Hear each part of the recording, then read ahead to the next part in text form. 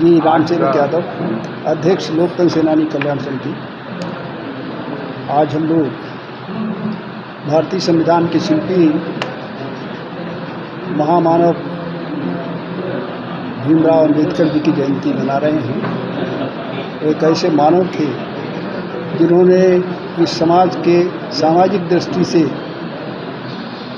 जिन्हें पतित समझा जाता था, उन्हें एक मानव का दर्जा, मानवीय सम्मान देने का काम किया है।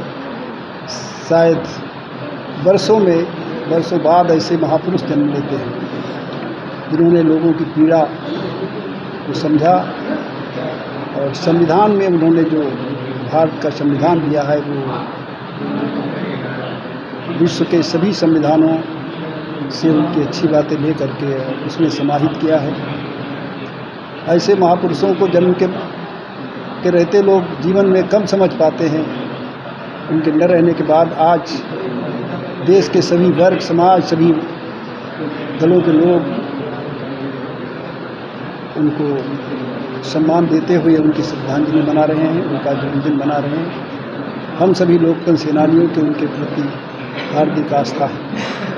सर, आप कुछ मुख्य मांगे हैं, उसके बारे में कुछ जानकारी दें।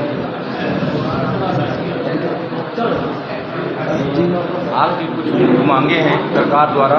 नहीं, सरकार से हम लोकतंत्र सेनानियों की, देखिए, of democratic process, it shall be obligatory on the part of state government, must be provided necessary assistance so that coming generation may be encouraged come forward when your country require their services। है ये कि आपातकाल की स्थिति किसी देश में बिरले आती है, जो लोग लोकतंत्र बहाली की मांग करते हैं उन्हें जेल में डाला जाता है, प्रताड़ित किया जाता है और वो लाश जो नुकसान होता है वो उसकी अपूर्णीय क्षति होती है। किसी की बेटा बेटी की पढ़ाई छूट गई, किसी का इलाज नहीं हो सका, तो उसके बाद जो सरकार आवे उसे उनके हित में काम करना चाहिए, जिससे आने वाली पीढ़ी इनकर उत्साहित होगी और जो भी फिर जब कभी देश को ज़रूरत पड़ेगी। के माध्यम से आप अपनी समिति को क्या कहना चाहते हैं? हम जी कल्याण जो हम क्या कहना चाहते हैं मेरे चैनल के माध्यम से? आपके चैनल के माध्यम से हम सरकार से उम्मीद करते हैं कि इमरजेंसी में हमारे जिन साथियों को प्रताड़ित किया गया, जेल में रखा गया, उससे उनकी अपूर्णीय क्षति हुई। किसी की बेटी और बेटे की पढ़ाई छूट गई, किसी की नौकरी छूट गई और ये संवैधानिक व्यवस्था है। जब सरकार की भूल से, सरकार की गलती से कोई नागरिक प्रताड़ित किया जाता है तो उससे क्षतिपूर्ति लेने का अधिकार है उसे, उस सरकार से। हमारी सरकार इन सभी सेनानियों के आश्रितों को, अब पुत्र तो कम रह गए होंगे, लेकिन इनके आश्रितों को पुत्र, पुत्री, पौत्र और पुत्रियों को सरकारी सर्विसेज में आरक्षण दे 2% का पहुँच पाती। इसी कारण अपेक्षित सम्मान आपको नहीं मिल पा रहा,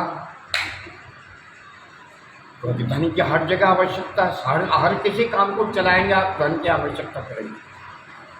तो मेरा कहने का मंशा ये है कि धन तो हमको भी इकट्ठा करना चाहिए, उसके उपरांत हमारी शक्ति भी साथ साथ बढ़नी चाहिए, जिसकी शक्ति हम अपना एक युवा प्रकोष्ठ बना करके अपनी शक्ति को बढ़ा सकते हैं।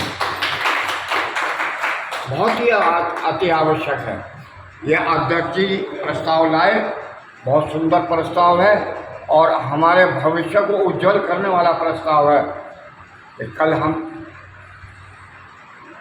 सैया पे भी जा सकते हैं। मरण सैया से मतलब है मेरा, मरण सैया भी जा सकते हैं। हमारी बागडोर जो है युवा से मार लेंगे, हमारा संगठन कभी फेल नहीं होगा।